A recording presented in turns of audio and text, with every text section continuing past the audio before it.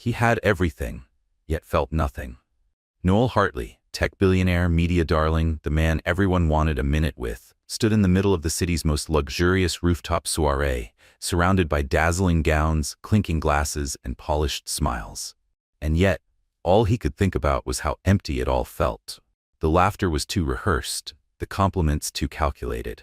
Every conversation drifted toward yachts, custom watches, and vacations that sounded more like power plays than memories. He was just about to slip out the side door when it happened. A sharp voice shattered the glossy surface of the night. What the hell? Heads turned. The music died. Near the grand entrance, a man in a blinding white suit, Harold Montrose, a name that could shake banks, stood frozen, drenched in red punch. The liquid soaked through his shirt, staining his image of perfection. And in front of him, a girl in worn sneakers, holding a delivery bag that now looked absurdly out of place. Her name tag read, Claire. She stood stunned, her fingers fumbling for a napkin, her voice trembling as she tried to clean the mess she'd made. I didn't mean to. I'm so sorry. Laughter rippled through the crowd, the kind that stings more than silence. Who even let her in? Probably thought she could deliver fries to a gala. Claire's cheeks flushed with heat. She opened her mouth to explain, but the shame was louder than her voice. It was the app, she finally managed. It set me to the wrong floor. I'm just here for a delivery. Harold scowled, brushing uselessly at the crimson stain on his lapel. Get her out of here. Now. Before she could react, a guard appeared at her side, gripping her arm with no trace of kindness. You don't belong here. She tried to pull away. Please, this is just a mistake. And then, just as the crowd turned away, ready to dismiss her entirely, a calm voice cut through the tension. Let her go. Silence fell. The guard paused. All eyes turned as Noel Hartley, the man people only dared to approach with rehearsed pitches and perfect smiles, stepped forward. He didn't look at Harold. He didn't ask for permission. He walked straight to Claire. What's your name? He asked. She blinked, still trying to find her footing. Claire Bennett. I work for Mama Rosie's diner. I was just delivering a meal, that's all. Noel tilted his head, studying her. Mama Rosie's? Do you serve that Southern-style mac and cheese? Claire blinked. Yeah, my grandma's recipe. I help out when we're short on hands. And for the first time that evening, Noel smiled. A real one, not the kind used for press photos. It's the best thing I've eaten in months. He paused, then said something no one expected. I've been looking for a cook. Claire stared at him. The room collectively held its breath. I'll pay you 3 times what you make delivering food, he added, like it was the most natural offer in the world. Claire's eyes widened. 3 times what she earned? That would change everything. But then she thought of her grandmother, alone in that tiny kitchen, hands worn from years of stirring and seasoning. And so, without thinking, Claire folded her arms and said the first thing that came to her mind. 5 times. The room gasped. Even Harold dropped his stained napkin. Noel raised an eyebrow. And then, he smiled again. You're surprisingly bold, Noel said, half smiling. You always drive a hard bargain? Claire didn't flinch. I've got bills to pay. He laughed, not mockingly but with a trace of admiration. 4 times your pay, he countered. 4.5. He squinted, amused. Is this how you negotiate everything? Only when I'm desperate, she admitted with a shrug. The crowd, still frozen from the scene moments ago, now watched in stunned silence. Harold Montrose looked ready to explode. Noel, seriously? Are you really hiring this girl? But Noel wasn't paying attention to anyone else. His gaze was fixed on Claire, and then that slight smirk again. Deal. Claire blinked. Wait. What? You start tomorrow. Gasps swept across the room. Laughter, whispers, stares. Claire looked down at her stained apron, then around at the glittering gowns and polished shoes. She'd just come to drop off a dinner order, and somehow walked out with a new job. And not just any job, one working for the city's most unpredictable billionaire. What could possibly go wrong? The next morning, Claire woke up still half convinced she'd dreamed the whole thing. Her phone buzzed. No news alerts, no prank texts. It was real. She sat up, blinking at the ceiling. Did I seriously agree to work for Noel Hartley? From the kitchen came the sound of oil sizzling in a pan. Claire, breakfast. Her grandmother called from down the hall. Claire pulled herself out of bed and padded into the small, warm kitchen of Mama Rosie's diner, where where the scent of fried potatoes and herbs always reminded her of childhood. Her grandmother, apron tied tight, was flipping the first batch of hash browns for the morning deliveries. Without turning around, she asked casually, "So, how was that fancy party?" Claire poured herself coffee and slumped into a chair. "Oh, I spilled juice on a millionaire, got dragged out by security, and apparently now I work for Noel Hartley." The spatula froze midair. "You what?" Claire cringed. "Yeah, he offered me 5 times what I make here, but only part-time. I said yes." Her grandmother returned to her cooking slowly, processing. "And do you trust him?" Claire sipped her coffee. "He eats our mac and cheese every week. If he were a creep, he'd have kidnapped me by now." Her grandmother chuckled softly, shaking her head. "Well, go on then. But if he gives you trouble, just let me know. I still have that rolling pin." Claire laughed, stood up, and straightened her hoodie. "Wish me luck. Hopefully I don't break anything on my first day." The Hartley Tower was even more imposing up close. Claire stepped into the lobby, where the air conditioning blasted like a wind tunnel and everyone looked like they'd walked out of a luxury fashion catalog.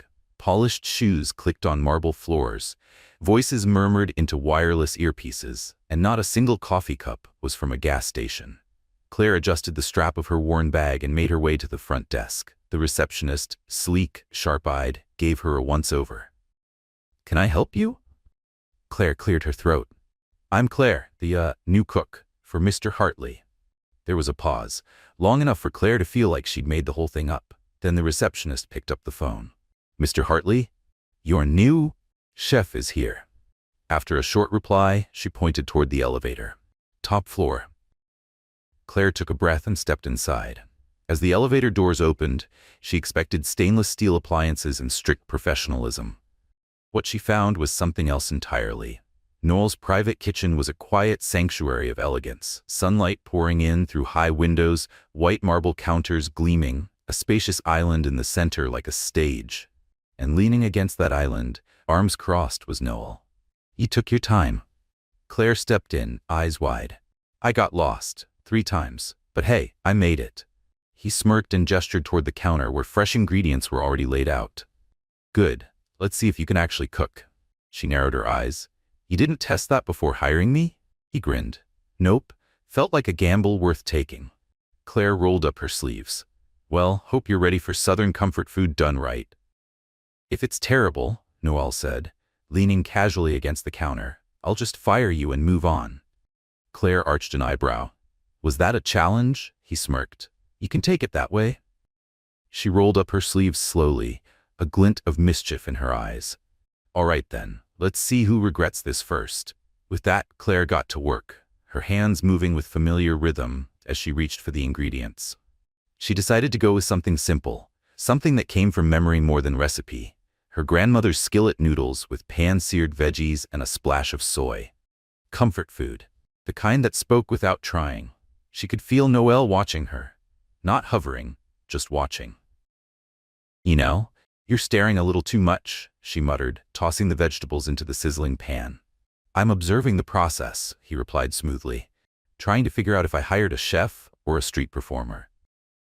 Claire rolled her eyes. "Or maybe just making sure I don't burn your fancy countertops." But inside, the nerves were creeping in.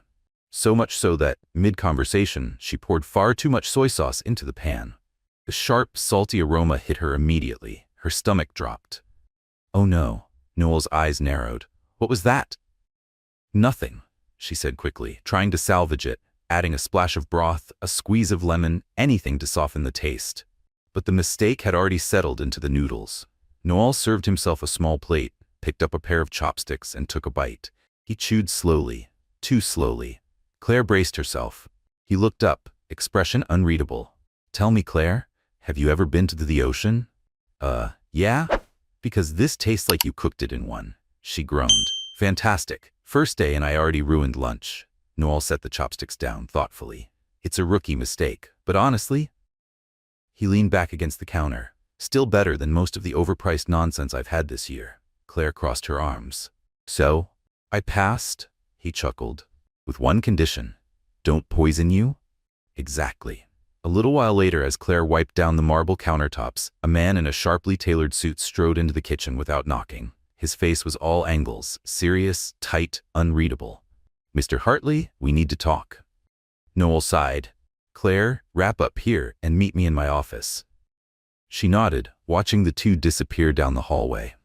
Alone in the gleaming kitchen, Claire leaned against the counter. The smell of soy sauce still lingered faintly in the air. How had her life changed this fast? 24 hours ago, she was serving takeout boxes from a tiny corner diner. Now she was cooking in the private kitchen of a billionaire and negotiating her salary like she actually knew what she was doing. She looked around the space one last time, making sure everything was spotless. A tiny swell of pride rose in her chest. If someone had told me yesterday this would happen, I would have laughed. She dried her hands, straightened her posture, and walked down the long hallway. When she reached Noel's office, the door was slightly ajar. Inside, he stood with arms crossed, listening as the suited man spoke in a sharp, clipped tone. "This isn't the time for distractions, Noel. You've got a merger pending with Sterling Group. You can't afford to waste time hiring street cooks." Claire froze. "Street cook?" Without hesitation, she pushed the door open and stepped inside. "If I'm a street cook," she said coolly, "then you're just a guy who shuffles spreadsheets. We all start somewhere." The man blinked, caught off guard. "And you are?" "His chef," she replied, "and apparently the only one in the room who knows how to handle salt." Noel suppressed a smile. "Claire, this is Paul, my financial advisor." She gave him a quick once-over. "Paul? Nice. Maybe next time, skip the insults." Paul scoffed, turning back to Noel. "Are you seriously taking this situation seriously?" Noel shrugged. "Her food is better than any five-star place in the city. I'll take results over resumes." Claire raised her chin. Paul folded his arms. "Then prove it. Introduce your little chef to your business partners. Let's see if she holds up when it matters." Claire blinked. "Wait, what?" Noel looked at her. Something unreadable in his expression. Curiosity, challenge, maybe even a little pride. "You know," he said, "that's not a bad idea." Claire's eyes widened. "What?" Claire asked, blinking. Paul leaned back, clearly satisfied. "Tomorrow night, Mr. Hartley is hosting a business dinner. Why don't you cook for the investors? If your food really is as impressive as he says, I'm sure they'll notice. And if it's not, well, I still get paid either way." Claire didn't even pause. "Sounds fair." Noel laughed under his breath. "She's got a point." Paul raised an eyebrow but didn't push further. Claire folded her arms. "Do I get to choose the menu?" Paul hesitated. "Well, typically these dinners lean toward more refined cuisine." "I wasn't hired to follow a script," she replied. "I was hired because my food speaks for itself." Noel turned to Paul. "I like that," Paul sighed. "Just don't poison anyone." Claire smirked. "No promises." The next morning, Claire arrived at Hartley Tower before the sun had fully risen, carrying a basket full of fresh ingredients. The elevator ride to the top floor felt longer than usual. In the kitchen, Noel was already there, sipping coffee, sleeves rolled up. He glanced at the bags. "Planning to feed the entire building? 6 investors. Plus you, and I always make extra. It's a habit." He pulled an apple from the basket, inspecting it. "So what's on the menu?" Claire leaned against the counter, thinking. Something familiar, something real. "We start with shrimp fritters. Golden, crunchy, light. Then fried rice with scallions and ginger. Sweet and sour beef. Slow-cooked, sticky, tangy. And handmade noodles for the final dish." Noel raised an eyebrow. "You're serving your grandma's noodles to millionaires?" She straightened. "They're going to remember it. That's all that matters." He bit into the apple, grinning. "You're stubborn. And good at what I do." Evening fell, and with it came the dinner. Claire was deep in prep, steam rising from pans, the scent of garlic and soy drifting through the kitchen. Through the glass wall, she caught glimpses of tailored suits and polished shoes. Paul was among them, sipping wine and flashing his usual smug half-smile toward the kitchen. Claire rolled her eyes and returned to her station. Noel appeared beside her. "Nervous?" "Are you?" he laughed. "Touché." The dinner began. First out were the shrimp fritters, golden, crisp, with a hint of lemon. Then came the fried rice, laced with herbs and fresh vegetables. The sweet and sour beef followed, rich, balanced, comforting. And finally, the steaming bowl of noodles, tossed with sautéed vegetables, soy glaze, and Claire's signature finish, a quiet tribute to her grandmother. From the kitchen, Claire watched. At first the guests were stoic. Neutral expressions, polite bites. But then, something changed. A smile here, a raised eyebrow there. Someone leaned in and whispered. Another cleared his throat and turned to Noel. "This is unexpected," one of them said. "I've never had noodles like this," another added, nodding slowly. Across the room, Paul looked like he'd bitten into a lemon. Noel caught Claire's eye through the glass wall. He gave her a slow, proud smile. She blinked, surprised. She hadn't just survived the night. She'd made them feel something. And for the first time, she began to think, maybe this job wasn't just temporary. Maybe it was something more. The next morning, Claire returned to Hartley Tower with her usual basket, but things felt different. Whispers followed her down the hallway. "That's her. The cook from last night. How did she get this job? I heard Mr. Hartley's interested in her." Claire blinked. "Interested?" She shook her head and walked faster, gripping the bag tighter. She wasn't here for rumors. She was here to work. But as she entered Noel's private kitchen, she froze. The counters were covered with takeout boxes, each one from high-end restaurants, delicate plating, truffle shavings, foam garnishes, and Noel, standing in the middle of it all, arms crossed, waiting. By the counter, Noel sat with a fork in hand, staring at his plate like it might be a punishment. Claire dropped her bag beside the sink and crossed her arms. "Okay, what exactly is going on here?" Noel sighed and set the fork down. "Paul insisted I try dishes from top-rated chefs around the city, something about refining my palate." Claire walked over, lifted the lid of one of the pristine boxes, and read the label aloud. "LeBlanc." She raised an eyebrow. "Ah, yes, the place that charges $500 for something that looks like it belongs in a flower arrangement." She glanced at the delicate plate, an abstract drizzle of sauce, a lonely strip of beef balanced on a microgreen. "This isn't food," she muttered. "This is an art exhibit." Noel chuckled, clearly relieved. Finally, someone who gets it. Claire picked up a fork, stabbed a bite-sized portion of the masterpiece and tasted it. She made a face, seasoned cardboard with a hint of pretension. Noel laughed fully now. "Exactly." Claire looked from the food back to him. "You had actual good food here. And you let all this go to waste just to impress your financial advisor?" He raised his hands in surrender. "Blame Paul, not me." Claire rolled her eyes and started unpacking her own ingredients. "If it's refinement they want, I'll show them what real taste is." Noel watched her curiously. "So you're cooking out of pure spite?" She grinned. "Always." Soon, the aroma of seared chicken and warm spices filled the room. Noel leaned forward as she plated a dish of golden fried rice, topped with her signature sauce. She set the bowl in front of him with quiet confidence. He didn't hesitate, picking up a pair of chopsticks and taking a bite. His eyes closed briefly. Then a soft sigh. "This is good." Claire crossed her arms. "Better than your little gold leaf cardboard?" He smiled. "No comparison." But before she could offer a witty comeback, the kitchen door swung open. A tall blonde woman entered, elegant, polished, and very much uninvited. She walked in like she owned the marble floors beneath her heels. "Noel, darling, there you are." She stopped short when she saw Claire. Her eyes narrowed, just slightly. "And who might this be?" Noel didn't even look up. "Claire, my personal chef." The woman let out a high-pitched laugh. "A chef? Since when do you need a chef?" Claire met her gaze, unbothered. "Since now." The blonde blinked at her boldness, clearly unused to being challenged. Noel sighed and finally stood. "Claire, this is Miranda. She's my ex." Claire raised an eyebrow. "Lucky you." Miranda let out another laugh, though it didn't quite reach her eyes. "Oh, sweetie, I wouldn't use the word ex. I'm still very much part of Noel's life." Claire gave her a cool smile. "Well, I hope you like fried rice because I'm part of it now, too." Noel rubbed his temples, clearly growing tired. "Miranda, what do you want?" She sauntered closer and placed a manicured hand on his arm. "Dinner tonight. LeBlanc, just like old times." Claire bit her lip to keep from laughing. Noel exhaled. "I have a meeting." "Then tomorrow?" He glanced between the two women, then back at Miranda.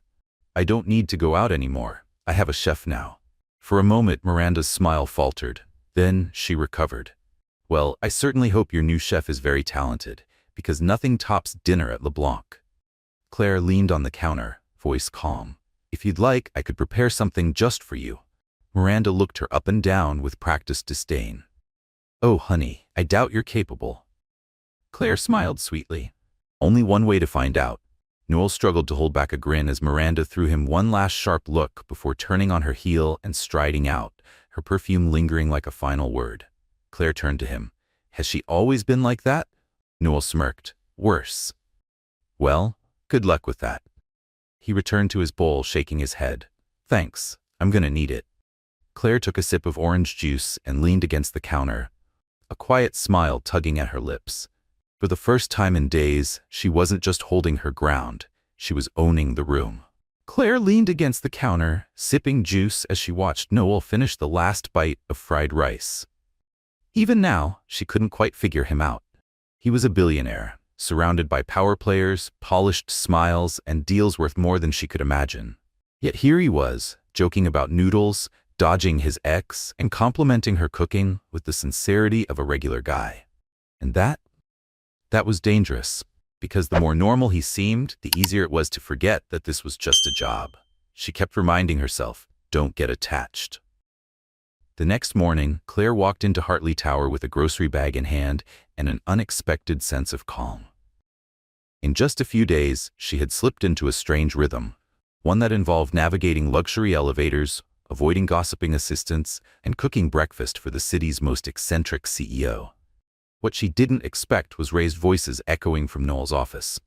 She paused in the doorway. Inside, Noel stood casually with arms crossed while Paul paced in front of his desk, clearly agitated. This is insane, Noel, Paul snapped, slapping a newspaper down on the desk. I think it sounds like fun, Noel replied with a smirk. Claire raised an eyebrow. Am I interrupting a midlife crisis? Paul threw up his hands. Please, you tell him. This idea is ridiculous. Claire stepped forward, peeking at the newspaper headline. Citywide Culinary Charity Challenge. The best chefs compete for a cause. She blinked. Wait, you want to compete in a cooking event? Noel offered a small, unapologetic grin. Why not? Paul groaned. Because you're a CEO, not a chef. Claire crossed her arms. Be honest, Noel. Can you even cook an egg? He tilted his head thoughtfully. I once made instant noodles. Paul looked like he might combust. This is going to be a PR disaster. Claire bit her lip to keep from laughing. Well, then I guess he better find a really good teacher. Noel raised an eyebrow. Are you volunteering? If you promise not to set the place on fire. The next few days were chaos. Claire quickly discovered that Noel Hartley, the man who managed billion-dollar ventures, was completely useless in the kitchen. Day 1. He tried to cook a steak and nearly lit the pan on fire. Why is there so much smoke? He yelled, waving a dish towel. Because you turned the heat up to volcano, Claire shouted, rescuing the pan. Day 2. He attempted to chop onions and ended up nicking his finger. Oh, okay, that's it. I'm suing onions. Day 3. Claire gave up and said, let's try something simple. A sandwich. He nodded and promptly slathered half a jar of mayonnaise onto one slice of bread. I like mayo. Paul stopped by once or twice, always leaving with a dramatic sigh. This is going to be a disaster, he muttered. Claire, on the other hand, wasn't giving up. He might be hopeless now, she said under her breath, watching Noel fumble with a spatula, but even disasters can learn. Noel looked at her, amused. Do you really believe in me that much? She grinned. Not really, but I do enjoy proving people wrong. Then came competition day. The ballroom buzzed with reporters, flashing cameras, and long tables covered in fresh ingredients. The city's top chefs stood at their stations like warriors ready for battle. Noel, dressed in a crisp apron with his sleeves rolled up, looked oddly confident. Claire watched from behind the scenes, arms folded, her heart caught somewhere between panic and pride. The rules were simple. Each contestant had 1 hour to prepare an original dish. The timer started. Knives hit chopping boards. Pans sizzled. Noel grabbed his ingredients and got to work. Was he still a disaster? Absolutely. But now, he was a focused disaster. She watched him chop, still slow, still careful, but precise. Claire watched from the sidelines, heart tight in her chest as Noel moved through the last steps of the competition. He was still slow, careful, but this time there was no chaos, no flying onions, no plumes of smoke. She watched him stir the sauce with quiet focus, plate the dish with balance, and for once, apply the mayonnaise with restraint. He's really doing this. When the timer rang, every competitor stepped back. The judges began making their rounds, sampling each dish, scribbling notes, murmuring to one another behind polite hands. Claire held her breath as they reached Noel's station. One judge lifted a fork. A bite. Silence. Then the second. Then the third. A pause settled over the room, the kind of silence that stretches seconds into hours. Then one of the judges wiped his mouth and turned to Noel. "Mr. Hartley," he said, voice calm but curious, "I must admit, this is unexpectedly delightful." Claire let out a breath she hadn't realized she was holding. In the back of the room, Paul's eyes widened. "How?" he muttered to himself. The second judge chimed in. "Excellent flavor balance, thoughtful execution." The third simply nodded in agreement. Noel gave a small, almost sheepish smile and turned slightly toward Claire. She gave him a silent thumbs up. He didn't win first place. That honor went to a culinary veteran with decades of experience. But Noel came in second, and for someone who just days ago had nearly set a skillet on fire, second place wasn't just a success, it was a statement. After the crowd had cleared, Noel found Claire by the edge of the hall, arms crossed, a small, proud smile on her face. "So, teacher," he said, grinning, "did I pass?" "With flying colors," she replied. He stepped a little closer. His expression shifted, softer now, more serious. "There's something I've been meaning to ask." Claire raised an eyebrow. "What is it?" He hesitated, just for a second, then said, "How would you feel about opening a restaurant together?" She blinked. "Wait, what?" "I'm serious," he said, a smile tugging at his lips. "Your food deserves more than this kitchen. And honestly, I think I'm starting to enjoy this whole cooking thing." She studied his face, trying to find the punchline. But there wasn't one. And for the first time, Claire wondered if this wasn't just the end of some light-hearted challenge. Maybe it was the beginning of something entirely new. The next morning, she walked into Hartley Tower expecting the usual. Kitchen prep, a sarcastic comment or two from Paul, and Noel asking her if onions were still evil. Instead, she found a stack of documents spread across the massive conference table.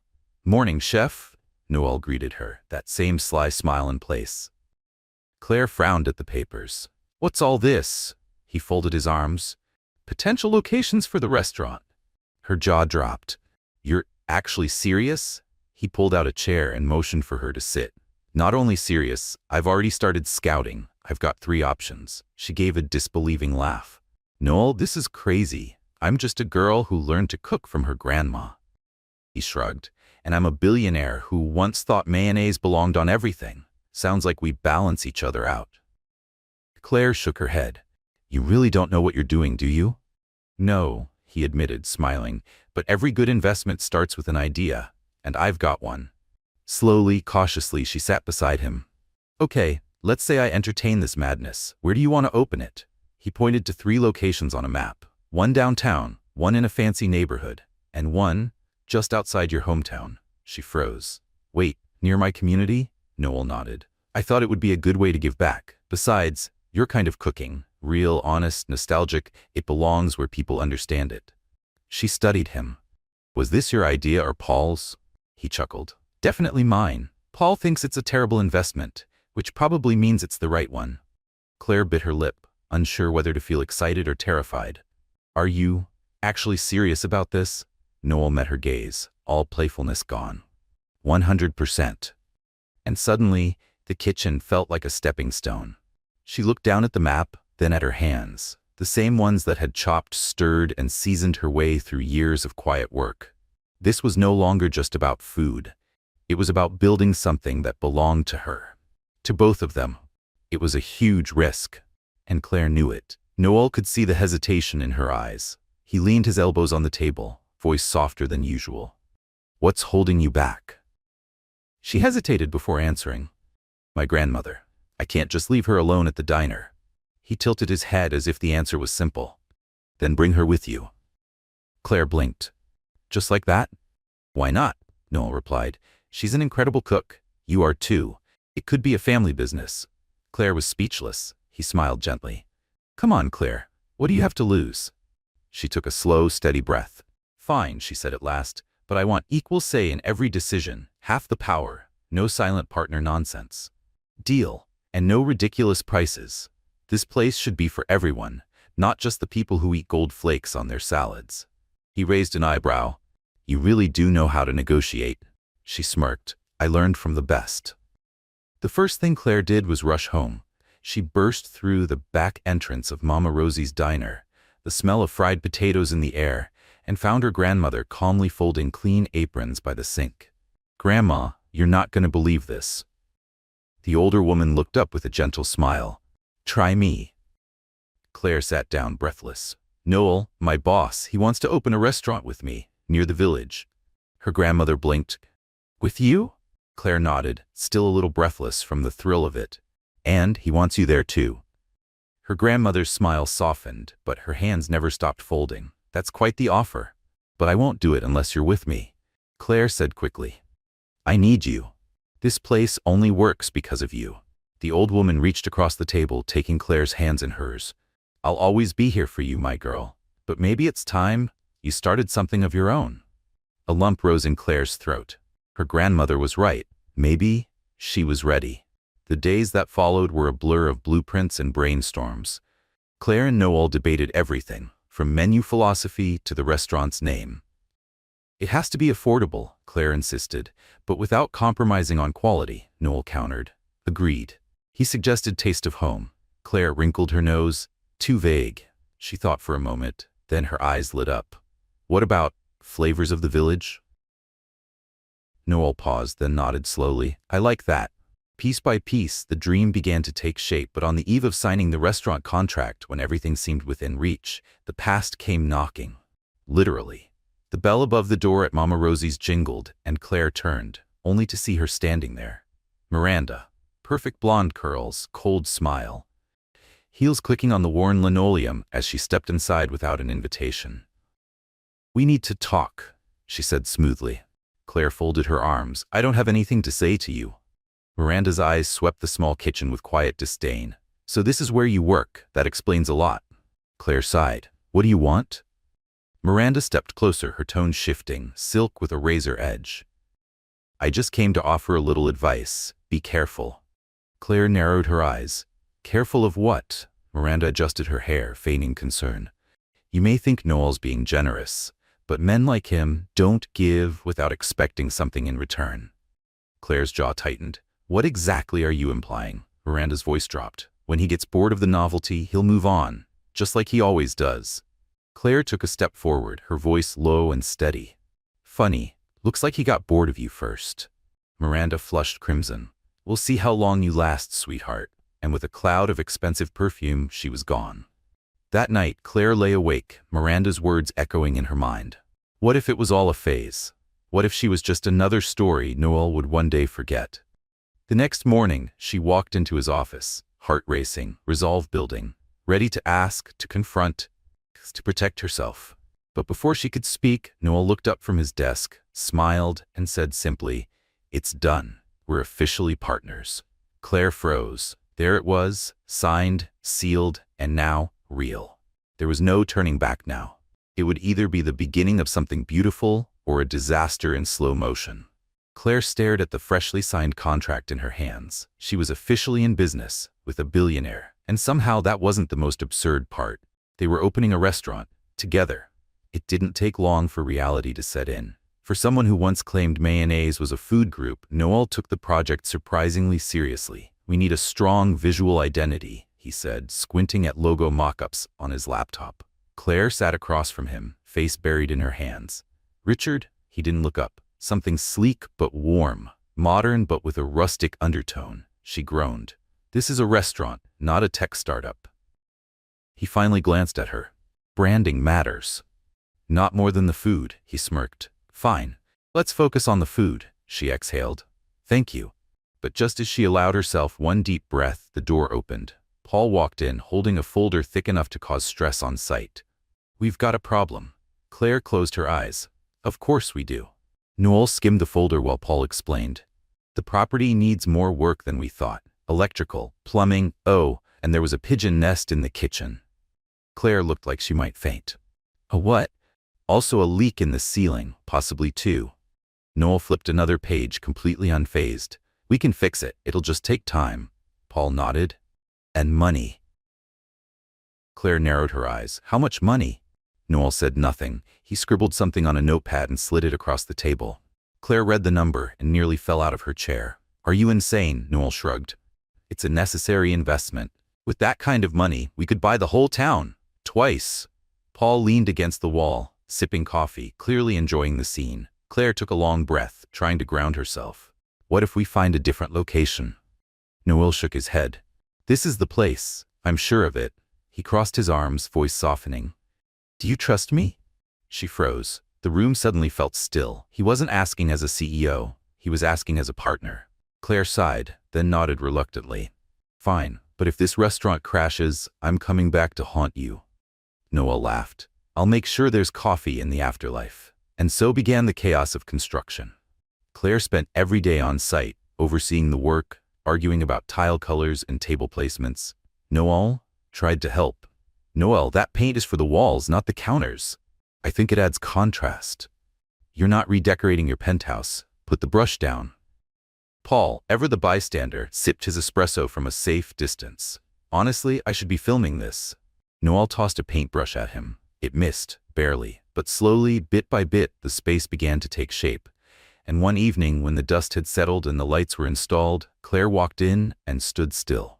Her heart skipped. It was real. The warm lights, the wooden tables, the open kitchen, it looked like a dream she never dared to dream out loud. She turned to Noel, eyes shining. This is incredible, he smiled, and we're just getting started. The next step, building a team. And as expected, the arguments resumed. I want cooks from the village, Claire insisted. People who understand homemade food, who grew up in it. We also need someone with credentials, Noel said. A head chef with experience. Claire crossed her arms. I have experience.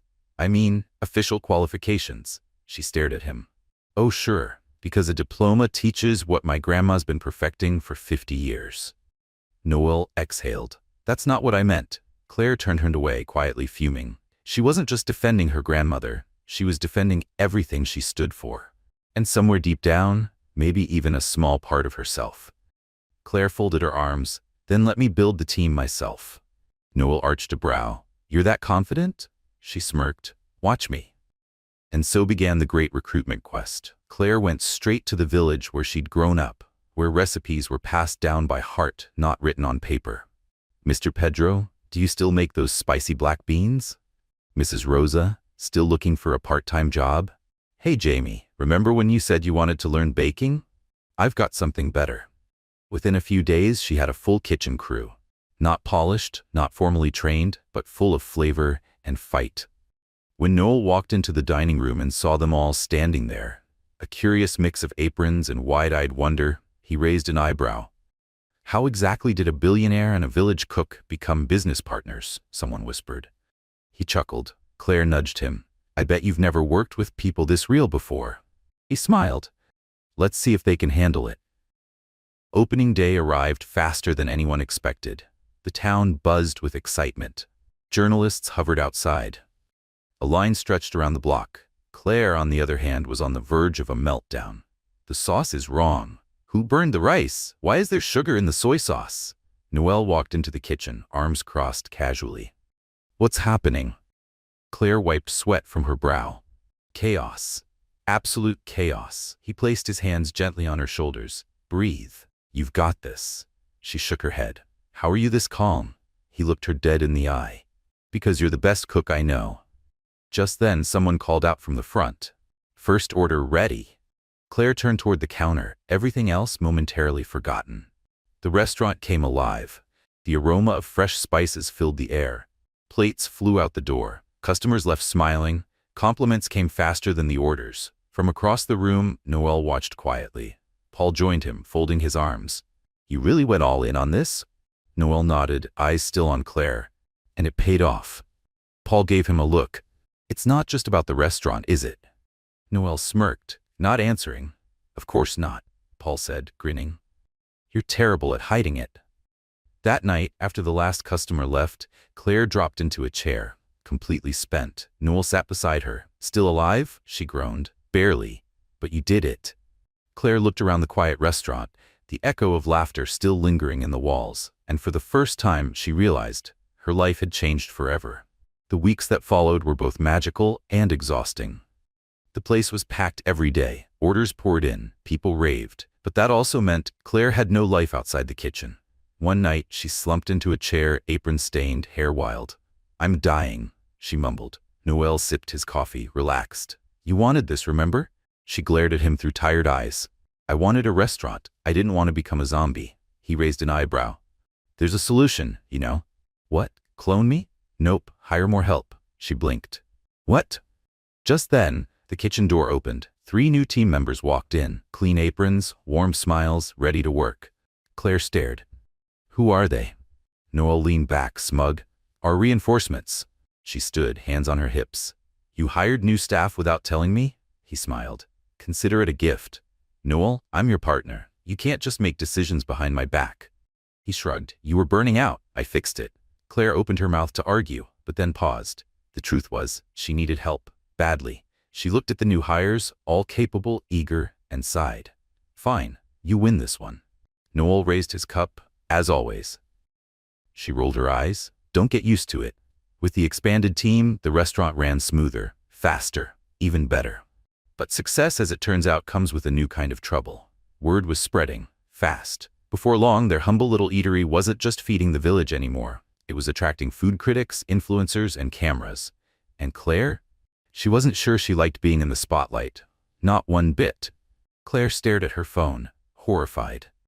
"I didn't ask for this," she shouted, shoving the screen toward Noel. A video of her plating yakisoba had somehow gone viral, over 1 million views in less than 48 hours. The caption read, "The billionaire's cook with the magic touch." Noel leaned against the counter, sipping his coffee, unfazed. "What happened this time?" She jabbed her finger at the screen. "This video, 1 million views, Noel. I'm not a brand, I'm just a cook." He chuckled. "A famous cook." Claire groaned, massaging her temples. "I just wanted to feed people, not end up on influencer pages." Noel walked over, gently took the phone from her hands, and met her eyes. "You know what this means?" "Enlighten me." "It means people love what you do. They see it, they feel it. That's not something to hide from." Claire opened her mouth to protest, but stopped.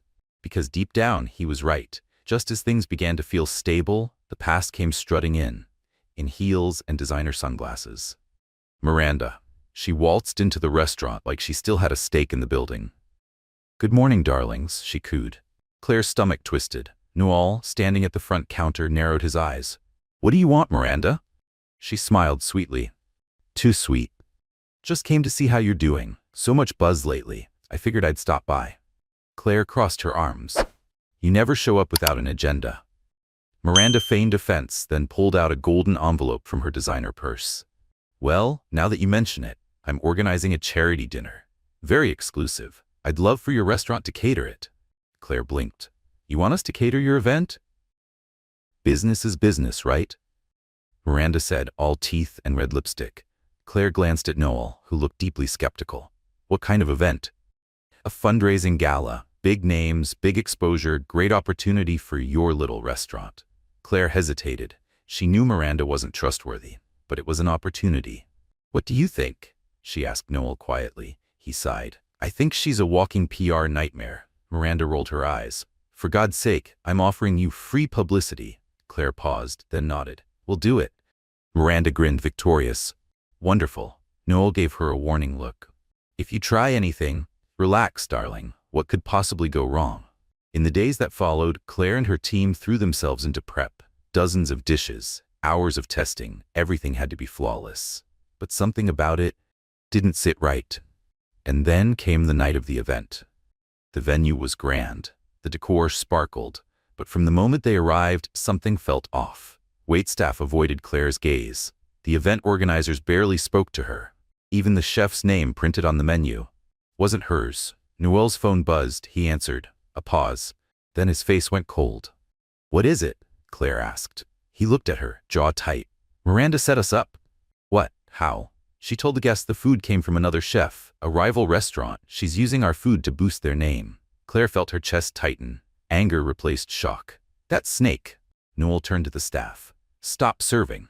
But Claire shook her head. "No, I've got this."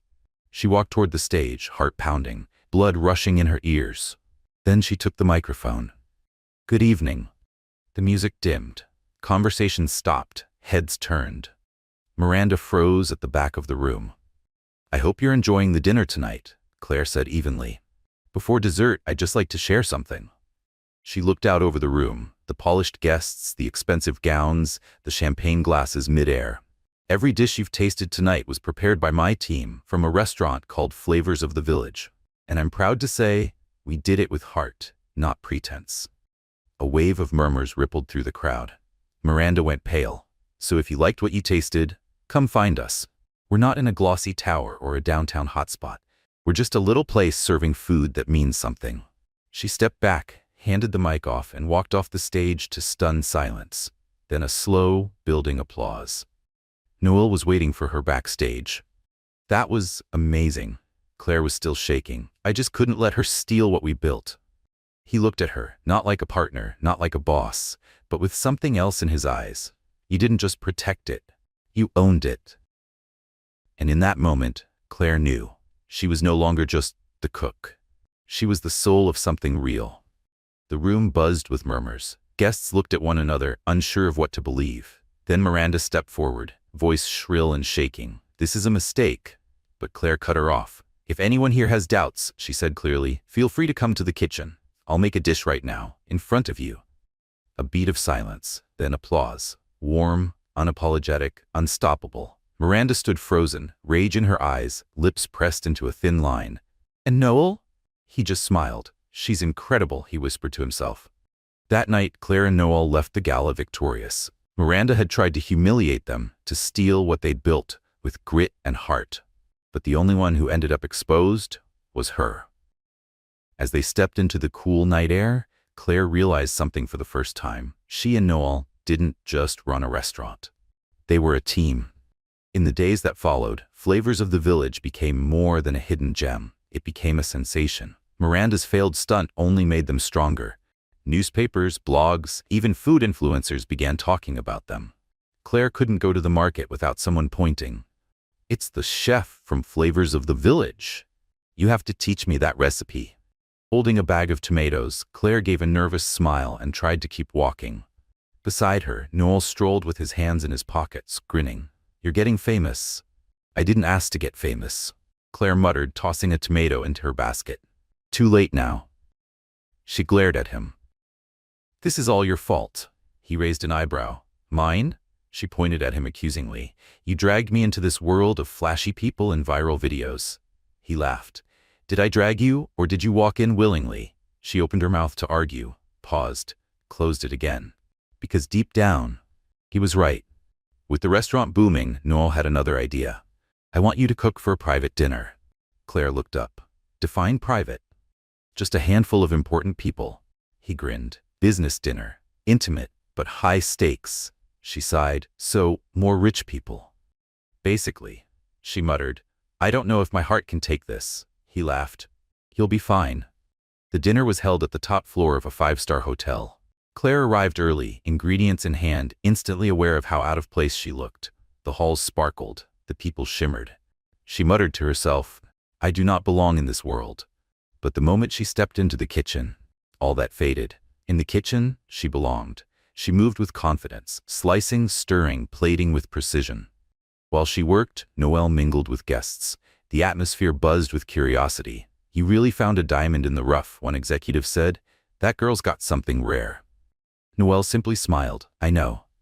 When the food was served, the room grew quiet. One by one, the guests tasted the dishes. The first to speak was an older man with silver hair. This is extraordinary. The others nodded. Claire watched from the corner, her heart swelling. She'd done it. But the moment of pride didn't last long. When Claire returned to the kitchen, she stopped dead in her tracks. A waiter was hovering over one of her pots, unscrewing a small bottle, about to pour something into the sauce. Hey, what do you think you're doing? The man's eyes widened. He bolted. Come back here. But he was gone. Claire grabbed the bottle. Her stomach turned. It was meant to ruin the dish. She rushed to Noel. We need to talk. One look at her face, and he knew it was serious. She showed him the bottle. Someone tried to poison the sauce. Noel's expression shifted, calm replaced with fury. Did you see who? Not clearly, but he ran the moment I caught him. Noel nodded, his jaw tight. I'll handle it. And for the first time, Claire saw something in him that wasn't businesslike or charming. It was personal, protective, furious. For her. The dinner, thankfully, ended without incident. The guests left happy, unaware of the sabotage that had almost unfolded behind the scenes, but Claire could feel the tension in Noel's shoulders. This wasn't over. Someone had tried to hurt what they built, and that was war. Claire slumped into the chair, her whole body aching. "I just want to sleep for a week." Noel didn't say anything at first. He just looked at her, really looked at her. And without overthinking it, he placed his hand gently over hers. "You did an incredible job tonight." Claire blinked, caught off guard. Then she blushed. "Thank you," Noel smiled. "And now I think we've earned a break." She laughed, a little breathless. "Finally, a sensible idea coming from you." But the next morning arrived heavy with tension. Claire stepped into the restaurant early, hoping the quiet would help clear her mind. But the thoughts from the night before clung to her like fog. What if I hadn't caught that waiter in time?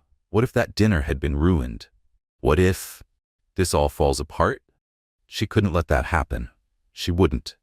As she moved through the kitchen, restocking shelves and checking the prep lists, she heard footsteps behind her. Noel. His face was serious. "We need to talk." Claire didn't look up. "If this is about last night, I'm already at maximum stress levels." "It's something else," he said quietly. She turned and froze. He was holding out his phone. "What is this?" On the screen was a news headline, bold and brutal. "Scandal rocks rising restaurant. Head chef accused of fraud." Claire's face stared back from the photo, wide-eyed and taken off guard. Her breath caught. "What? Who would write this?" Noel exhaled slowly. "I'm still looking into it, but someone's trying to destroy us, and they're not subtle about it anymore." Claire felt her chest tighten. First the sabotage, now this. "I knew we'd ruffle some feathers," he said, crossing his arms. "But this is personal." Claire clenched her fists. "I've poured everything into this place. Every single day. How dare they call me a fraud?" Noel looked at her, calm but firm. "I'm going to give them exactly what they want." She blinked. "I'm sorry, what?" "They want to challenge your legitimacy. Let them. We'll show them who you are." Claire folded her arms. "I trust you, but if this blows up in our faces, you're scrubbing every dish for a month." Noel grinned. "Deal." Days later, Noel announced it publicly, a live cooking event. Open to everyone, no tickets, no barriers. Just Claire and her kitchen. "Are you sure this isn't a terrible idea?" she asked, pacing.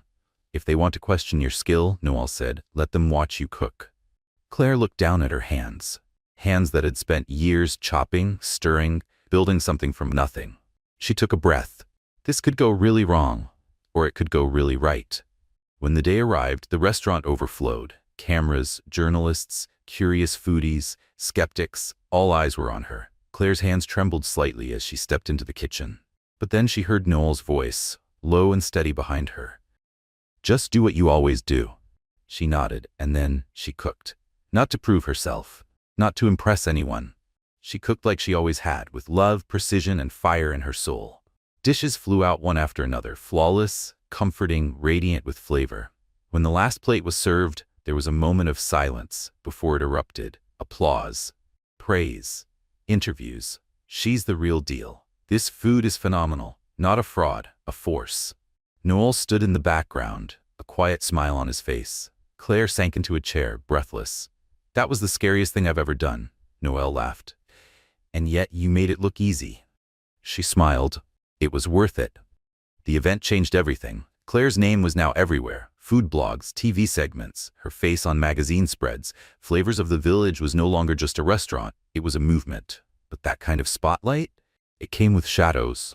One night, while the team prepared the evening service, Claire looked up from the order slips. Noel was beside her. "This is moving too fast," she said quietly. "Faster than I can breathe."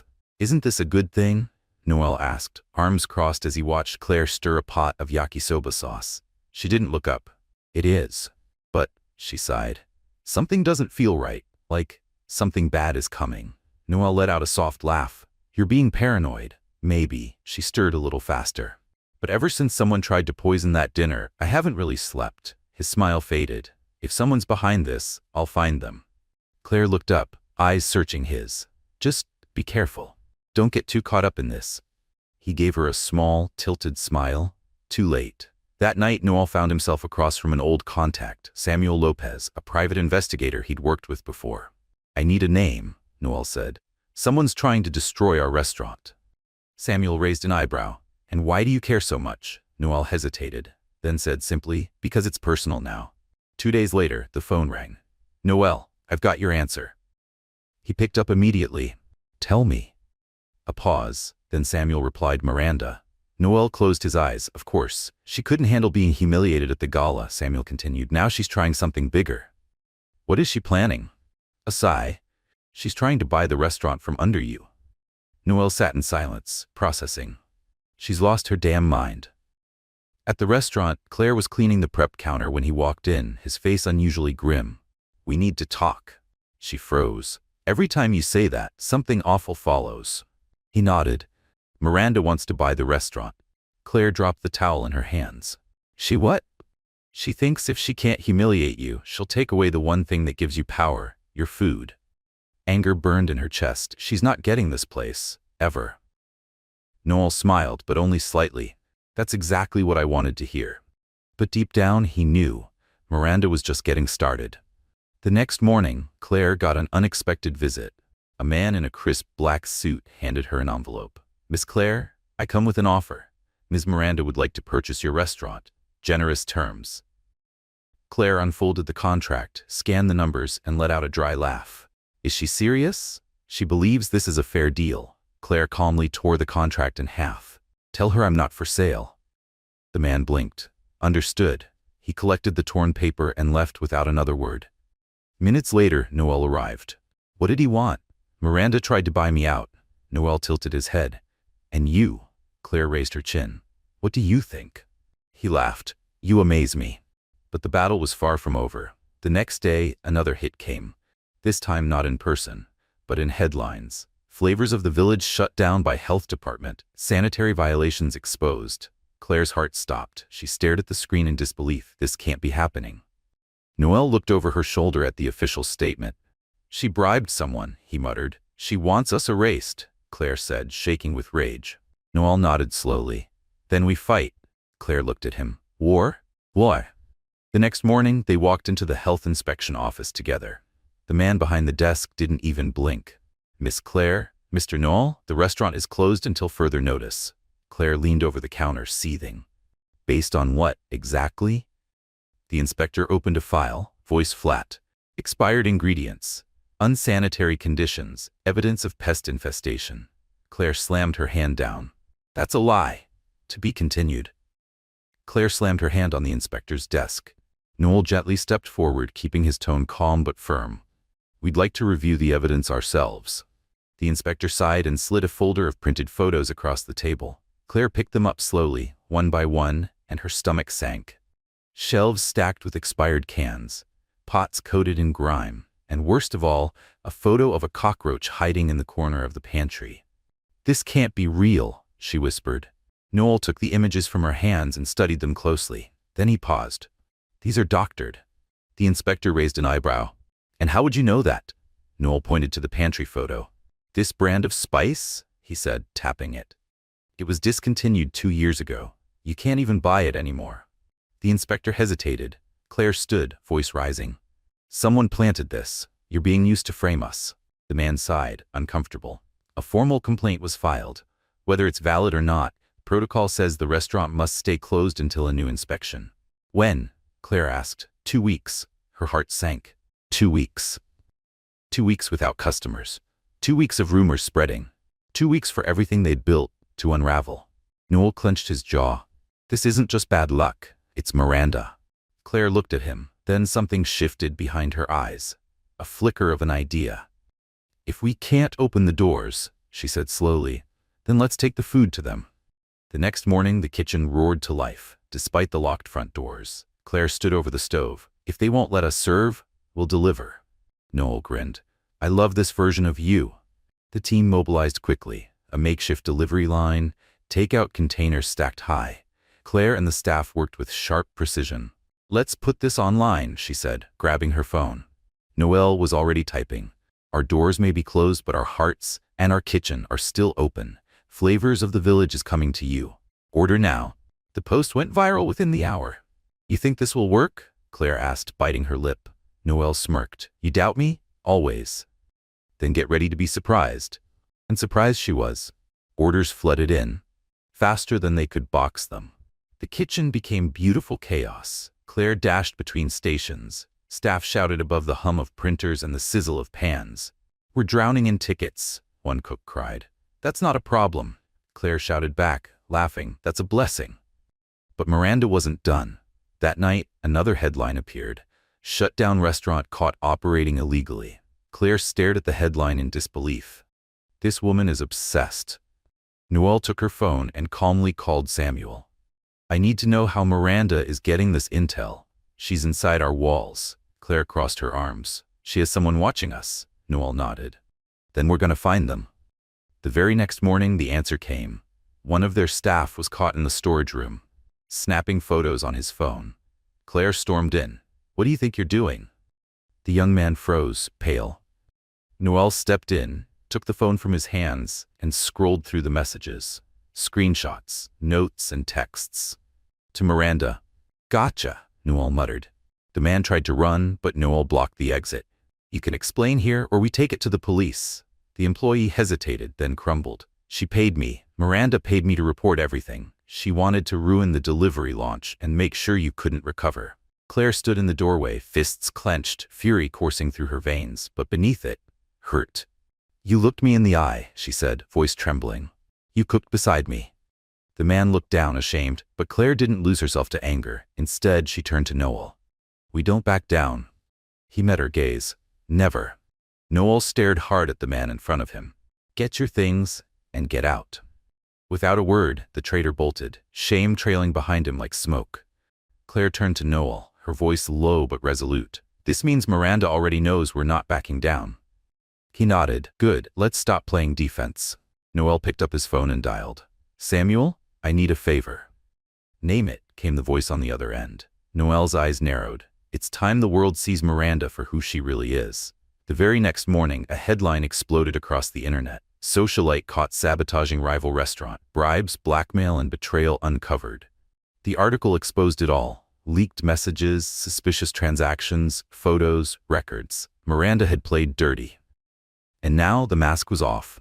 By midday, Claire and Noelle were summoned to the regulatory agency. Inside, the inspector set down the updated file and looked up. "With this new evidence, we're officially lifting the closure." Claire blinked. "You mean we can reopen?" The inspector smiled warmly. "Yes, effective immediately."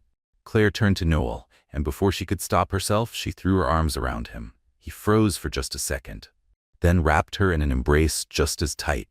"We did it," she whispered. That night, the restaurant glowed. Flavors of the Village reopened to a line that wrapped around the block. Old customers, new faces, people who had followed every twist of the story and now wanted a taste of victory. Claire stood at the kitchen pass, watching it all with shining eyes. "This can't be real," she murmured. Noelle, standing beside her with hands in his pockets, replied softly, "It's not luck, it's your work, your courage." She looked up at him. He held her gaze for just a moment, and the kitchen noise fell away. Then she laughed nervously. "Don't think this means you get to eat for free." Noelle grinned. "You really are impossible." But deep down, he knew the truth. He was completely, hopelessly, wonderfully in love with her. The reopening was a triumph. Inside the kitchen, Claire worked with her usual precision, but this time with a joy that radiated in every movement. Outside, the dining room buzzed with laughter, clinking glasses, and the kind of warmth that couldn't be bought. Noelle, meanwhile, watched it all from afar, silent, thoughtful. "He's acting strange," one of the cooks whispered. "Maybe he's in love with the boss," another teased. "Or maybe he was planning something," and he was. That evening, after the last table was cleared and the kitchen lights dimmed, Claire stayed behind to clean the counters. She didn't notice Noelle walk in until he was right behind her. "We need to talk," he said. She turned, raising an eyebrow. "If this is another investment idea, can I say no now or later?" He chuckled, folding his arms. "Not business this time." She dried her hands, leaning back against the marble. "Okay, so what is it?" Noelle took a breath. "I want to take you to dinner." Claire blinked. "Dinner? Like outside the restaurant?" "Yes." She eyed him suspiciously. "You've never asked me to dinner before." "There's always a first." There was something in his voice, steady, clear, a little vulnerable. She looked at him a moment longer, and then, okay. They went to one of the city's most elegant restaurants. Claire shifted in her seat, glancing around at the glittering walls and polished cutlery. I feel like I'm being judged. Noel smiled. You are. But ignore it. She rolled her eyes. Easy for you to say. You were born into this. He tilted his head. And where would you rather be? She thought for a moment, then replied softly, somewhere simple. Where I can wear clothes with flour on them, and no one cares. Her hands still carried the scent of spices.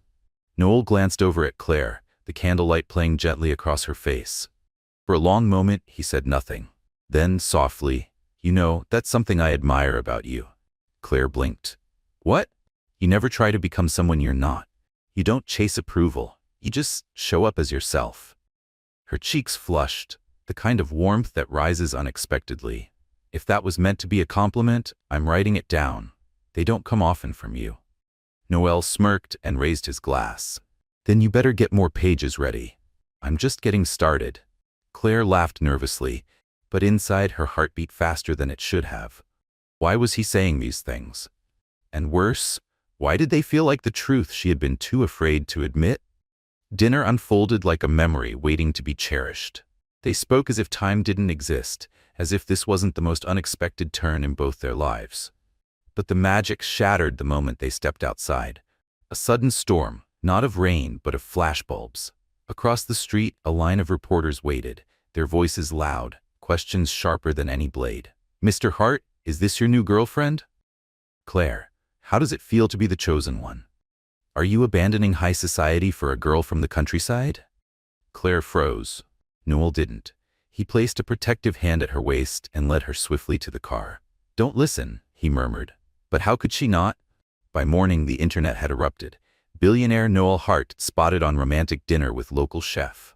Claire's phone buzzed nonstop. Messages from clients, acquaintances, even strangers. Is it true? Are you together? OMG, you're living the dream. She tossed the phone on the counter and buried her face in her hands. This is a disaster. And then the phone rang. She answered instinctively. Claire? It was her grandmother. Claire swallowed. I can explain. Are you dating that man? No. I mean, yes, but not like that. It's not what it looks like. Then what is it, sweetheart? Claire didn't have an answer. Not then. Not even when someone knocked at the door. It was Noel. Of course it was. He stood there, arms folded, looking both apologetic and stubborn. You saw the news? She groaned. Saw it? My phone's melting. My grandma might disown me. He gave a breath of a laugh, then grew quiet. I'm sorry. For ruining my reputation? She said, half joking. He looked her in the eye. For making you question your heart. She stilled. What are you talking about? Noel stepped closer. I like you, Claire. I've liked you for a while, and I think you feel it too. She couldn't find the words. The walls she'd built felt like paper. You don't have to say anything now, he added gently. Just don't run from it. And with that, he left, leaving her alone with the chaos inside her. That night, sleep wouldn't come. She stared at the ceiling, tossed and turned, her heart a swirl of questions she couldn't answer. Why did he always see past her walls? Why did his words stay with her longer than they should? Why did the thought of losing him terrify her more than falling for him? Maybe she didn't want to admit it. Or maybe she was already in love. The next morning, Claire showed up at the restaurant earlier than usual, trying to drown the noise in routine. She needed control, predictability, anything that wasn't him. But fate wasn't done. On the counter, waiting silently, was a white envelope. Her name written on it, in Noel's handwriting. Hands trembling, she opened it. Don't run. We need to talk. I'll be waiting. 7 p.m. Grand Imperial Hotel. Claire read the note again, heart fluttering. Noel, Grand Imperial, 7 p.m. Don't run. What did he want? And more importantly, did she want to know? The day slipped by faster than she expected. Before she could make up her mind, the clock told her what her heart had already decided. She was going. At exactly 7 p.m., Claire stepped into the grand, echoing lobby of the Imperial Hotel. Everything felt too elegant, too polished, like a world built for someone else. But then she saw him. Noel stood by a private table, dressed in a charcoal suit, his expression composed, and yet, somehow, quietly uncertain. Claire took a slow breath and walked toward him. You came, he said, his voice low. Still not sure if it was a mistake, she replied, arms crossed. He smiled gently. Sit down. Let's find out. The waiter poured 2 glasses of wine. Claire noticed something unusual. Noel looked nervous, which was rare. What is it? She asked softly. He took a sip, then set the glass down. I want to make you an offer. She narrowed her eyes. If this is another business proposal. It's not. He looked directly at her. Claire, I want to be with you. Time stopped. She blinked. What? I like you. I have for a long time, and I'm tired of pretending that I don't. Her heart pounded. This doesn't make sense. It makes perfect sense, he replied. You changed everything. And I don't care where you came from or what anyone thinks. All I care about is you. Claire wanted to believe him, wanted to fall into the warmth of his words, but fear crept in. I'm not like the women in your world, Noel. I don't know how to exist there. He reached across the table and gently took her hand. Good, because I'm not asking you to become anything but who you already are. Her eyes stung. You can't promise that. Then let me prove it. Silence hung between them, until Claire leaned forward, cupped his face, and kissed him. And in that one kiss, the doubts fell away. The days that followed felt like a dream. News outlets went wild, headlines speculated, gossip swirled. But none of it mattered, because Claire had never felt more alive, or more herself, than by Noel's side. Months later, he took her out for dinner, one quieter than the others, more intimate, more charged, and when the clock struck midnight, he knelt beside her, velvet box in hand. Marry me, Claire gasped. Noel? I know this wasn't your plan, he said, eyes full of light, but I can't imagine a single day of my life without you in it. Tears spilled down her cheeks. I love you, Claire. All of you. Will you spend the rest of your life with me? She laughed through the tears and whispered the word that changed everything. Yes. The wedding wasn't grand. It wasn't meant to be. It was real. Held in the backyard garden of Claire's childhood home, beneath strings of soft lights and trees heavy with blossoms, it was exactly what they both needed. No gold-plated menus, no aristocratic pretenses. Just love and home. Claire wore a lace dress her grandmother had altered by hand. Her hair, loose and gentle, held tiny flowers from the field. Noel, ever the tailored man, wore a suit, but skipped the tie. He wanted to belong to her world, just as she had opened herself to his. And as they said their vows under the setting sun, surrounded by neighbors, family, and the smell of fresh bread and laughter, it was clear to everyone watching. They didn't just fall in love. They built it. Together. It was a wedding like no other. There were no marble halls, no champagne towers, no distant guests in tailored suits making polite conversation. But there was heart, and it was perfect. Everyone from the village came. Neighbors brought homemade cakes. Children ran between the tables barefoot. Lanterns swayed gently from the trees. The sky turned gold. Claire's grandmother wept more than she ever had. Not out of sadness, but from something deeper, a kind of joy that comes when you realize your child has found someone who truly sees her. Applause burst when Claire and Noel said their vows. The words weren't memorized or polished, but they were real, and that's what mattered most. Later at the reception, Claire watched Noel from across the garden. He wasn't the same man she met at that ridiculous gala months ago. There, he was a distant billionaire, a name in headlines, an untouchable life. Here, he was simply hers. He laughed with the villagers like he had always belonged, balanced a paper plate piled with yakisoba she had made that morning, even wiped a bit of sauce off a kid's nose with the corner of his napkin. Claire's heart swelled. She never imagined a life like this, but maybe life, when it's honest, rarely follows the script. And as she watched him lean down to help her grandmother carry a tray, she knew he wasn't just visiting her world, he'd chosen to live in it. As the sun dipped behind the hills and friends gathered to toss rice over the newlyweds, Noel reached for Claire's hand and gently whispered, "You're mine now, forever." She smiled, eyes twinkling. "Hope you're ready for a lifetime of burnt cookies and spicy sauce debates." He laughed, "Bring it on." And then he kissed her. Not like a billionaire, not like a fairy tale. Just like a man in love with the woman who changed his world. If this story found its way into your heart, let us know. How would you rate Claire and Noel's journey? And don't forget, every love story is different, but the truest ones are made not from grand gestures, but from choosing each other, again and again, in the smallest, simplest ways. Stay with us for more stories that warm the soul. And remember, Sometimes, the most beautiful things grow in the most unexpected places.